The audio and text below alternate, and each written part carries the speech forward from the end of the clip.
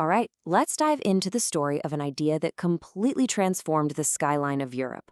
We're talking about buildings that seem to defy gravity, with soaring ceilings and walls that look like they're made of pure light. This is the incredible architectural journey of the Gothic style. So, right off the bat, you gotta wonder about the name. I mean, the Goths were a Germanic tribe that were long gone centuries before these cathedrals were even a blueprint. So, what's the deal? Well, the truth is, there's no connection at all. And the story behind the name is actually pretty wild. Get this, the term Gothic was never meant as a compliment. It was actually an insult, cooked up in the 16th century by an Italian historian named Giorgio Vasari. Now, Vasari was a huge fan of classical and Renaissance art, and to him, everything from the Middle Ages was just barbaric. He thought this style was so clumsy and monstrous that only a Goth could have come up with it. And he did not hold back. He saw this architecture as a total corruption of the beautiful, perfect forms from ancient Greece and Rome. It's a pretty harsh take, and that image stuck for a long, long time. Of course, the master builders who were actually creating these masterpieces, well, they saw things a little differently. So, to really get where Gothic architecture came from, we've got to rewind to the 12th century. Europe was going through a massive transformation.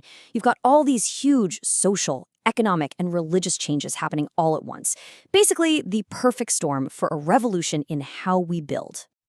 So a couple of key things are happening. First, cities are booming again. You have this brand new, powerful middle class of merchants and craftspeople with money and influence. At the same time, you've got a powerful religious reform movement led by the Cistercians, who were tired of the dark, gloomy, overly decorated churches of the past. They wanted something new, simplicity, purity, and above all else, light.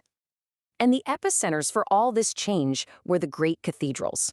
Now, it's important to remember, a cathedral isn't just any old big church.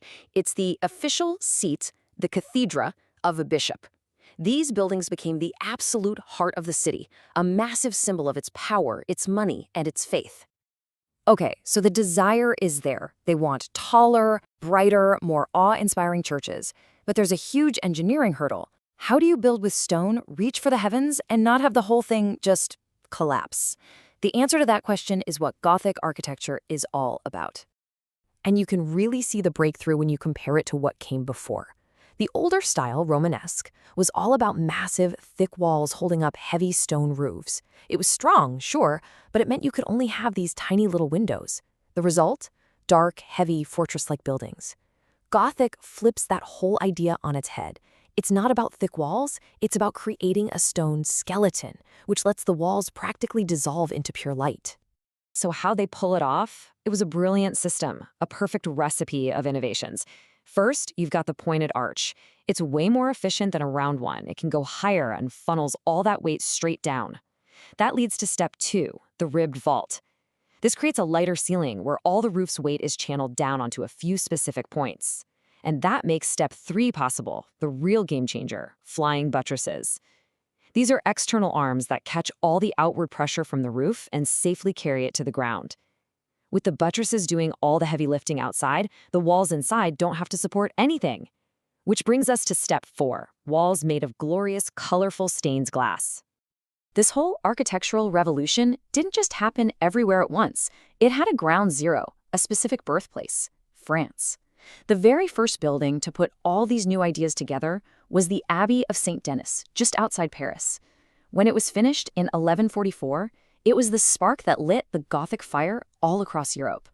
And from St. Denis, the style just exploded, evolving over the next few centuries. You have the early, pre-classic phase, with giants like Notre Dame that still have a bit of that old Romantic heft. Then comes the classic phase, a full-blown fever to build higher and more perfectly balanced cathedrals like Chartres. After that, you get the radiant style, where the stone seems to just melt away into glass, like in the incredible Sainte-Chapelle. And finally, things get really wild, with the flamboyant phase, with all its crazy flame-like decoration. Now, the idea spread like wildfire, but it wasn't just a copy-paste job. When Gothic made its way across the English Channel, the architects over there took the French formula and started playing with it, creating a style that was totally unique and distinctly English. The English had a completely different vibe. While the French were obsessed with height, English cathedrals go for dramatic, breathtaking length. They also invented these incredibly complex and beautiful new ceiling styles, like the mind-bending fan vault. And their final phase, the perpendicular style, was all about clean, strong vertical lines, a much more restrained and orderly feel than the wild French flamboyant. You can see this style everywhere from Salisbury Cathedral to the famous chapels at Cambridge and Oxford, and you've almost certainly seen it on screen. The cloisters at Gloucester Cathedral, with their amazing fan vaults, were used as the hallways of Hogwarts in the Harry Potter movies. I mean, what better place for a school of magic, right? But the Gothic tour doesn't stop in England. The style kept marching across the continent, and everywhere it went, different cultures put their own unique spin on it. And the diversity is just incredible. In Germany, they took the French obsession with height and cranked it up to 11, building spires that seemed to pierce the clouds. Italy, on the other hand, pretty much said, thanks but no thanks. They held on to their classical roots, preferring horizontal lines and colorful marble. And then you have Spain, which created this amazing hybrid style, blending the French structure with these incredibly intricate details from Islamic or Moorish art. So, as we wrap up this journey, it's pretty clear that Gothic was way more than just a way to build churches. It was an aesthetic that defines the entire world of the late Middle Ages, and its legacy is something that still absolutely fascinates us today. And it really wasn't just about cathedrals. That same system of pointed arches and vaults was used for everything. Castles, town halls, grand homes for those wealthy new merchants. It became the official look of power, faith, and knowledge, even shaping the architecture of the very first great universities like Oxford and Cambridge. Which brings us right back to where we started, but with a new puzzle. We've just seen that the entire point of Gothic engineering, its whole reason for being, was to flood buildings with divine light. So why is it that when we hear the word Gothic today, we think of vampires, haunted houses, and all things dark and spooky? Well, the answer isn't in architecture, it's in literature. In the late 18th and 19th centuries, writers from the Romantic movement became obsessed with the Middle Ages. They started setting their novels in crumbling Gothic ruins, filling them with ghosts, dark secrets, and all sorts of supernatural drama. And just like that, an architectural style born from a search for light got a complete rebranding in our imagination as the perfect home for darkness. It's a final, fascinating twist in the long, amazing story of the Gothic style.